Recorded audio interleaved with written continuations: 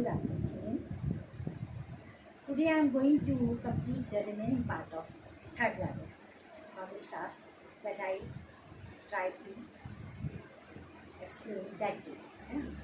I think अच्छा लगा होगा, समझा होगा, आसान लगा होगा। जो अभी मेन चीज़ है जो कि समझानी बड़ी ज़रूरी होती है वो मैंने आपको शुरू में ही बताई कि यानी दो लेवल कोई नहीं बताता कि इससे पहले के दो लेवल क्या है जिसके बाद ये इवेंचुअली स्टेट आती है थर्ड लेवल। तो ये यहीं पे अब क्लियर हो जाता है। अब वो पहुंच गया है ऐसी जगह जहां उसको लग रहा है कि ये है क्या। देन आई न्यू, और तब मैंने जाना, समझा। क्या समझा? कि मैं वहाँ नहीं हूँ जहाँ मुझे होना चाहिए था। मैं प्रेजेंट में नहीं हूँ, कहीं कुछ पुरानी चीज़ें जो है वो मैं देख रहा हूँ। मैं ऐसी जगह पहुँच गया हूँ जो आज की नहीं है, अतीत की है, पुरानी। To make sure I walk over to a newsboy and glanced at the stack of papers at his feet. मेरा जो भ्रम है वो सही है या नहीं, उसको कंफर्म करने के लिए अखबार वाला लड़का जो बैठा हुआ था मैं उसके पास गया और नज़र डाली उसके पैरों के पास जो पेपर्स का न्यूज़ पेपर्स थे उनका जो गट्ठी रखी हुई उसको मैंने देखा। It was the World. ये कौन सा अखबार था जिसका नाम द वर्ल्ड है? And the World hasn't been publish for years, और ये तो सालों हो गए प्रकाशित ही नहीं होता है। ये अखबार अब कहाँ से आया यहाँ? The lead story set something about president Trump Cleveland, और जो मुख्य इसका जो समाचार छपा हुआ था वो प्रेसिडेंट क्लीवलैंड के बारे में था जो अब नहीं है। I have found that front page scenes in the public library files and it was dated June 11, 1894। मैंने देखा उसको, मैंने पता लगा मुझे कि ये कब पब्लिक लाइब्रेरी फाइल से मैंने देखा था इसको, और ये 11 जून 1894 में पब्लिश हुआ था। I turned toward the ticket windows, knowing that here on the third level of Grand Central I could buy tickets that would pay Louisa and me anywhere in the United States we wanted to go। लौटा मैं ticket window की तरफ गया, ये समझते हुए कि यहाँ आई जो ग्रैंड सेंटर का थर्ड लेवल पर मैं आया हूँ, यहाँ पक्के तौर पे मैं 2 टिकट खरीद सकता था अपने और अपनी उड़ीसा के लिए, और यूनाइटेड स्टेट्स में जहाँ हम जाना चाहते थे वहाँ हम आसानी से जा सकते, और वो भी कब? इन द ईयर 1894, यानी पुराने से।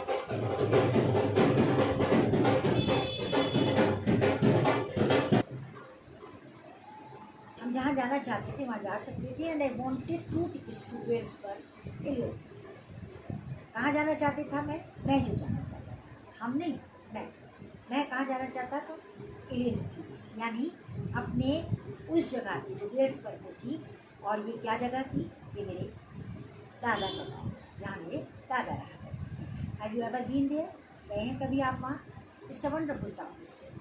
आज भी एक बड़ा बढ़िया सा शहर है ये, with big old frame houses, बड़े बड़े मकान बने हुए हैं, ह्यूज लॉन्स जिनमें बड़े बड़े लॉन है बाहर, and tremendous trees whose branches meet over है, और बड़े विशाल विशाल पेड़ हैं जिनकी शाखाएं ऊपर जाकर मिल जाती हैं, एंड रूफ स्ट्रीट्स और सड़क की छत जैसी बनाई हुई हैं। And in 1894 summer evenings for twice as long, और 1894 में ये जो गर्मियों की शाम हुआ करती थी दुगनी लंबी लगती थी, क्या यानी खूब अच्छा लंबा समय मिल जाया करता था, समय मिलता था लोगों को बैठने का। And people set out of their lawns, लोग अपने लॉन में बैठ जाया करते थे, ऑफिस से लौटते थे अपने लॉन से बैठते थे।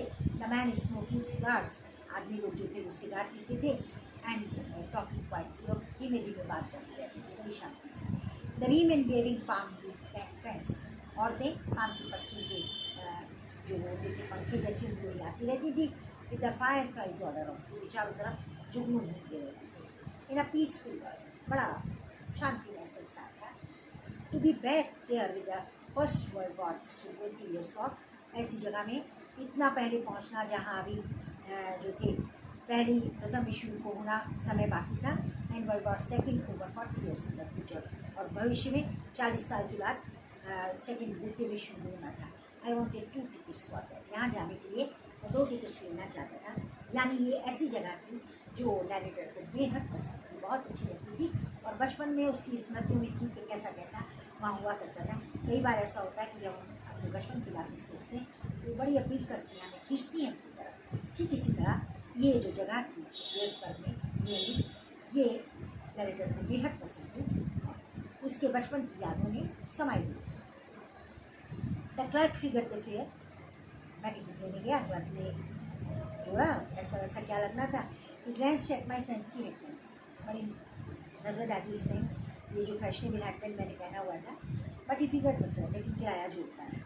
And I had enough for 2 coach tickets one way, एक तरफ के लिए काफ़ी मेरे पास किराया था, अच्छा खासा, दोनों के लिए जा सकते थे। But when I counted out the money and looked up, लेकिन जब मैं पैसे निकाल के गिनने लगा और मैंने ऊपर देखा, the clerk was staring at me, clerk मुझे घूर रहा था, घूर के देख रहा था। इन ऑर्डर दैट पॉलिस, पैसे देख के उसने ऐसे से लाया, दैट एंड मनी मिस्टर, ये कोई पैसा वैसा नहीं है mister. He said that if you are trying to skim me, अगर आप मुझसे कोई चालाकी करना चाहते हैं, धोखा देना चाहते हैं, you won't get very far, जा नहीं पाएंगे आप कहीं भी, पकड़े जाएंगे। And he glanced at the cash drawer beside him, और उसने अपने पास में जो कैश ड्रॉअर पड़ा था उसकी तरफ देखा। ऑफ कोर्स मैंने देखा उसकी तरफ, जैसे ही of course the money was old style, सीधा सा तो पुरानी तरह की जो पैसे रकम हुआ करती थी, ऐसा था। Half again as big as the money use now, आधा बड़ा जो हम आज इस्तेमाल करते हैं उससे, एंड डिफरेंट लुकिंग, और बिल्कुल अलग तरीके का दिखाई दे रहा था। I turn away and got out fast, मैं जल्दी से पलटा और जल्दी जल्दी बाहर आ गया। There is nothing nice about jail even in 1894। अब उस वक्त के समय में रहना तो अच्छा लग सकता है, लेकिन जेल तो कभी नहीं अच्छी हो सकती, और 1894 में तो और अच्छी नहीं हो सकती, तब तो और बड़ी ख़राब हालत हुआ करती थी जेलों की। भैया पकड़ा गया तो बहुत बुरी हालत होगी, इसलिए निकल लेना चाहिए यहाँ से, जल्दी से वहाँ से चल जाए। एंड दैट वाज दैट, और यही सब हुआ मेरे साथ। I left the same way I came, उसी रास्ते से, जहाँ तक आई सपोज मैं समझता हूँ उसी रास्ते से मैं वापस आया। Next day during lunch I due $300 out of the bank, यदि और भी है तकरीबन जितने मेरे पास थे, $300 मैंने बैंक से निकाले, और लंच आवर में जो था बॉट ओल्ड स्टाइल करेंसी, पुराने तरीके का पैसा मैंने खरीद लिया। ऐसा हो सकता है ये बात say that really worried my psychologist, इस बात से मेरे मनोवैज्ञानिक जो मेरा मित्र था उसको चिंता हुई, जो गलत किया। You can by old money at almost any coin dealers, इस तरह किसी भी कॉइन डीलर से पैसा जो है वो बदला जा सकता है, बट यू हैव टू पे आपकी, लेकिन उसके लिए पैसा जमा कराना पड़ेगा। My $300 bought less than 200 old style, पुराने तरीके की रुपये जो थे वो मुझे 200 के करीब मिले 300 के बदले। बट आई डिडेंट केयर, कोई परवाह की बात नहीं थी इसमें। Eggs were 13 cents a dozen in 1894, बड़ा सस्ता था ज़माना। 1894 में अंडे जो थे वो 13 सेंट्स में एक दर्जन आ जाया करते थे, इसलिए कोई दिक्कत नहीं होता। But I never again found the toy that leads to the toy at grand central station.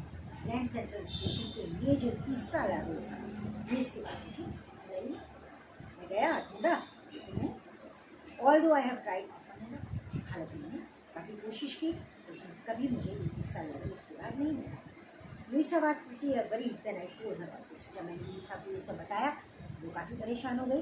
And didn't want me to look for the third level anymore, और बिल्कुल नहीं चाहती थी कि मैं जाके आपको थर्ड लेवल ढूंढूँ। And after a while I stop, और थोड़े दिनों के बाद मैं भी रुक गया, कोई फायदा नहीं है, नहीं मिलेगा। I went back to my stamps, फिर से वही अपने स्टैम्प कलेक्शन में लग गया।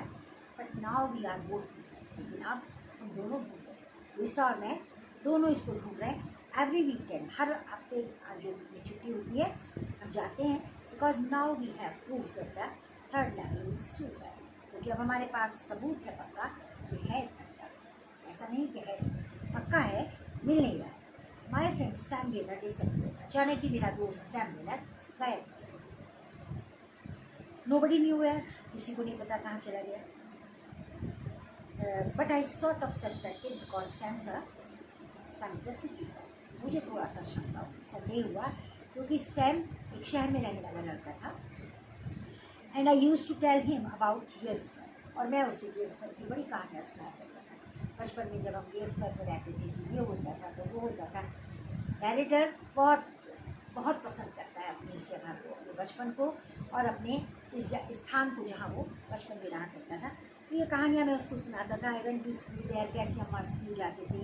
And he always said he like sound of the place, और जब भी सैम की बातें सुनता था, सैम मेमोरी सुनता था, तो कहता था मुझे बड़ी अच्छी लगती है जगह, जब तुम इसके बारे में बात करते हो। एंड दैट्स वेयर इज़, और ये कहाँ है ये मैं जानना चाहता हूँ। ऑल आई डिड 1894, हाँ 1894 में क्या हुआ करता था, कैसी हुआ करती थी, मैं जानना चाहता हूँ।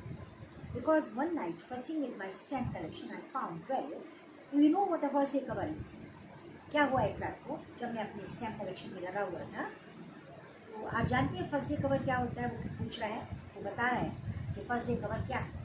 When a new stamp is issued, जब भी कोई नया टिकट जारी किया जाता है, स्टाम्प कलेक्टर्स बाय सम, खरीद लेते हैं कुछ लोग जिनको बहुत शौक होता है स्टैम्प कलेक्टर, तुरंत जारी होते हैं खरीदते हैं, and use them to mail envelopes to themselves on the very first day of sale, और तुरंत जो है उसका इस्तेमाल करना चाहते हैं पहली सेल में खरीदते हैं।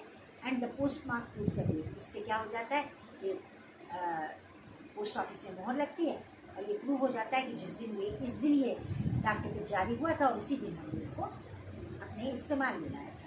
The envelope is called a first day cover, ये जो एनवेलप होता है जिसके लिए टिकट चिपकाया जाता है, इसको फर्स्ट डे कवर कहा जाता है। दे आर नेवर ओपन, कभी खोले नहीं जाते क्योंकि इनके अंदर कुछ लिखा हुआ होता ही नहीं। You just put blank paper in the envelope, अपने आप ही को भेजना होता है और इसमें ब्लैंक पेपर होता है, बस डाकखाने में डाल दिया जाता है, पोस्ट ऑफिस में डाल दिया जाता है, स्टैम्प जो मोहर लग जाती है, बात प्रूफ हो जाती है। That night among my oldest first day covers, बहुत पुराने फर्स्ट डे कवर्स में पूरे बैठा था और मैंने देखा उसको, जैसी ओपन नहीं किए थे, देखा था बंद थे first day cover. I found one that shouldn't have been, एक ऐसा एनवेलप मुझे मिला, ऐसा लिफाफा मिला जो कि यहाँ नहीं होना चाहिए था, but there it was, it लिखा, it was there because someone had mailed it to my grandfather at his home in Galesburg. ये यहाँ पे इसलिए था कि किसी ने मेरे दादा के घर से गिल्सबर्ग से इसको मेल करके मेरे पास भेजा था। That's what the address of the envelope said, इसमें लिखा लिफाफे पे जो मैंने पता लिखा था वो यही बात बता रहा था। And it had been there since July 1894, और ये जो फर्स्ट डे कवर था ये वहाँ पे 18 जुलाई 1894 से था। The post mark showed that, post mark ये बात बताता था, yet I didn't remember it at all, हालांकि मुझे याद नहीं थी ये बात, ये उस समय फर्स्ट डे कवर वहाँ कैसे था, वहाँ था या नहीं था। The stamp was 6 cent dull brown, इस पर जो स्टैम्प लगी हुई थी वो 6 सेंट की थी, डल ब्राउन कलर की थी, with a picture of President Garfield, और इस पर उस समय के जो प्रेसिडेंट रहे होंगे काफ़ी लोगों की फोटो बनी हुई थी। Naturally when the envelope came to granddad in the mail, आया होगा मेरे दादा के पास, डाक में डाला गया उन्होंने, और फिर जब ये लौट के आया it then tried to this collection and state there, उन्होंने अपनी कलेक्शन में इसको शामिल कर लिया होगा और ये वहीं पड़ा होगा। Till I took it out and, क्योंकि ये बड़ा मिस्टीरियस था, मैंने इसको खोला, पढ़ा, the paper inside was blank, इसके अंदर का जो पेपर था वो खाली नहीं। इट रेड, इस पर जो लिखा था वो मैंने पढ़ा, अब पता लिखा हुआ था विलार्ड स्ट्रीट 941 गिल्सबर्ग, यूनिस, जुलाई 18, 1894, ऊपर जो लिखा जाता है, और संबोधन था चार्ली के, Charlie I got to wishing that you are right, मुझे लग गया था कि तुम सही कह रहे हो। Then I got to believing you are right, और फिर मैंने यकीन कर लिया कि तुम बिल्कुल सही कह रहे थे। एंड चार्ली इट्स ट्रू, और चार्ली बिल्कुल सच बात है। I found the third level, मैंने वो थर्ड लेवल ढूंढ लिया है, यानी मैंने जीने का वो तरीका ढूंढ लिया है जिससे आज नए ज़माने के साथ कदम बढ़ा के भी चला जा सकता है और हम चैन से जी भी सकते हैं। तो थर्ड लेवल जिसे आप लोग इमेजिनरी स्टेट कहते हैं वो मैंने ढूंढ लिया है। I have been here 2 weeks, 2 हफ्तों से हूँ मैं यहाँ, यानी 2 हफ्तों से गिल्सबर्ग में हूँ, यानी एक ऐसी जगह पे हूँ जहाँ संतुष्टि है, जहाँ चैन है, जहाँ शांति है। And right now down the street at the Daffys, अभी डेफीज के जो सड़क है उस पर ठीक सामने someone is playing a piano, कोई पियानो बजा रहा है, and they are all out on the front porch singing, और सबके सब अपने घरों के बाहर खड़े हैं, देख रहे हैं उसको, seeing daddy home, and I am invited over for laminate, और मुझे गाना गा रहे हैं सीइंग डैडी होम का, और मुझे भी इन्विटेशन मिला है लैमिनेट के लिए। Come on that Charlie and Lisa, आ जाओ गिल्सबर्ग में, आ जाओ, यानी एक ऐसी जगह में आ जाओ, एक ऐसे लेवल पे आ जाओ जहाँ जीवन को भी जी सको और नए ज़माने के साथ आगे भी बढ़ सको। एंड मुझे भी यहाँ इन्वाइट किया गया है, keep looking review, find the third level, ढूंढते रहो जब तक ये तीसरा लेवल तुम्हें मिलता नहीं, यानी जीने का वो तरीका जो तुम्हें शांति भी दे, सुख भी दे, और तुम अपना जीवन को सुचारू रूप से चला सको, जी सको इस समाज के साथ भी, इस नए तरीके के साथ भी। ये अच्छी जगह है, यानी एक सेटिस्फैक्टरी लाइन अपनी ज़िंदगी में पैदा करो, एक ऐसी रेखा जिसे हम संतुष्टि की रेखा कहते हैं, ये हमारे जीवन में आनी चाहिए। पैसा कमाना ज़रूरी है, लेकिन उससे अपने घर की सुख शांति भंग नहीं होनी चाहिए। ये बात का ध्यान रखना भी ज़रूरी है। तो ये लेवल कैसा होगा कि हम नए ज़माने की रफ्तार के साथ कदम बढ़ा के आगे भी चलेंगे, लेकिन अभी एक सेटिस्फैक्ट्री लाइन अपने जीवन में खींच के रखेंगे, जिससे हम सुख शांति अपना घर ये सब भी देख सकें। जिनके लिए पैसा कमा रहे हैं उनके साथ जी सकें। It's worth it. ये वाकई जीने लायक।